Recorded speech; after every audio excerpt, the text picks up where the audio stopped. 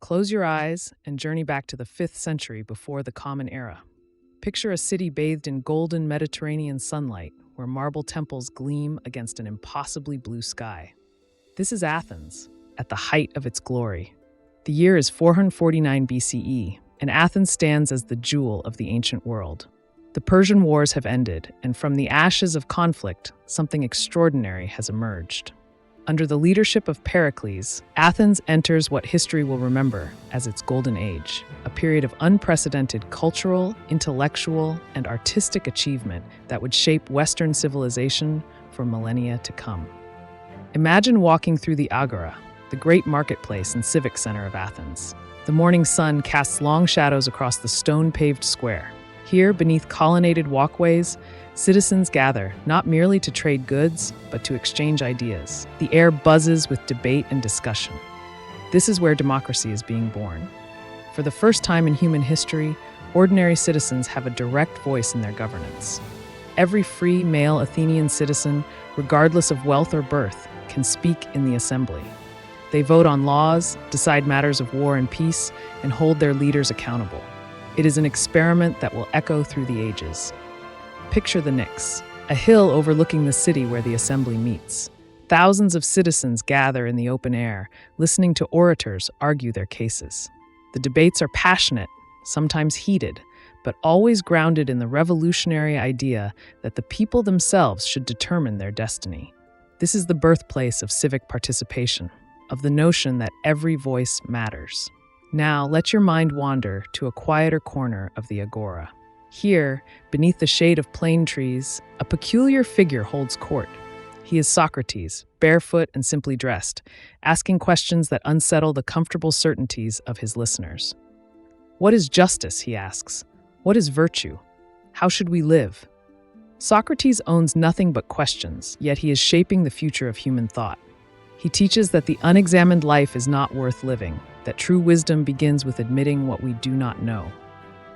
Among his students is a young aristocrat named Plato, who will preserve his teacher's ideas and build upon them, establishing the Academy, one of the world's first institutions of higher learning. And there, in Plato's Academy, walking among the olive groves, is another figure who will change the world, Aristotle.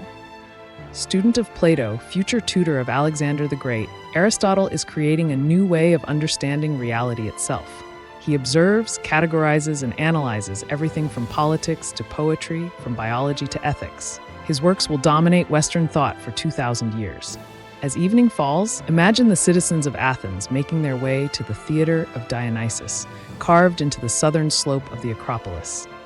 Here, in the cooling twilight, they will witness something transformative, the birth of drama as we know it. The plays of Aeschylus have already introduced the second actor, allowing for true dialogue on stage. Sophocles has added a third, creating even more complex interactions.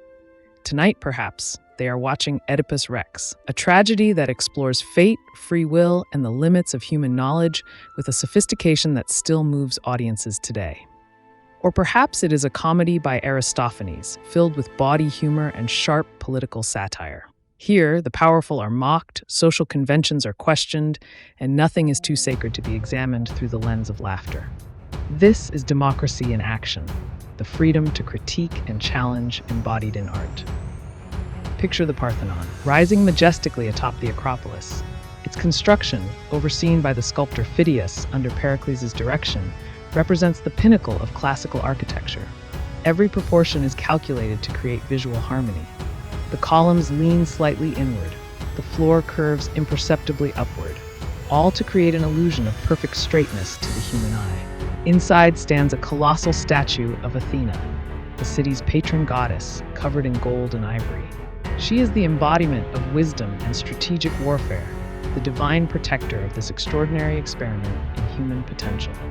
Now imagine daily life in this remarkable city. At dawn, citizens rise in modest homes, usually simple structures of mud, brick, and wood. The wealthy may have more rooms, perhaps a courtyard with a small fountain, but Athenian society values civic virtue over private luxury.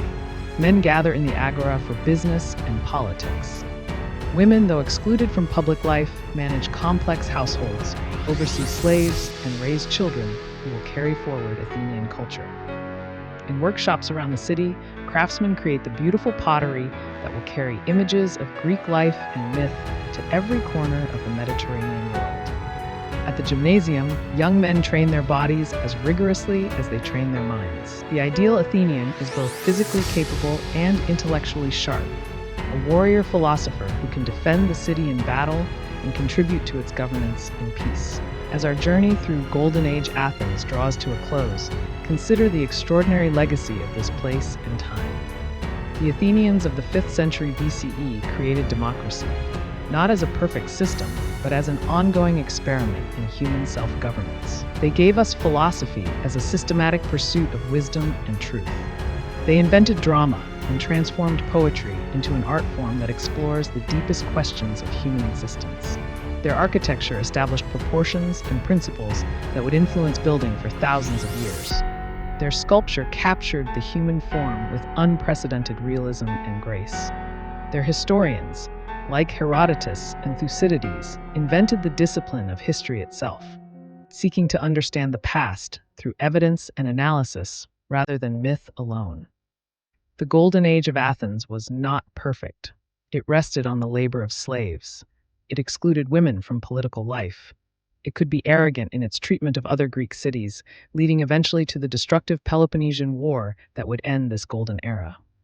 Yet for a brief, shining moment in one small city on the edge of the Aegean Sea, human beings reached heights of cultural and intellectual achievement that still astonish us. They asked fundamental questions about justice, beauty, truth, and the good life, questions we are still asking today. They created works of art and thought that continue to speak to us across 25 centuries. As you drift toward sleep, let your mind rest in the marble colonnades of the Parthenon, in the philosophic groves of the Academy, in the stone seats of the Theater of Dionysus. The Golden Age of Athens is long gone, yet it lives on in every democracy, every philosophical inquiry, every theatrical performance, every building inspired by classical proportions. Sleep well, and let the wisdom of the ages guard your dreams.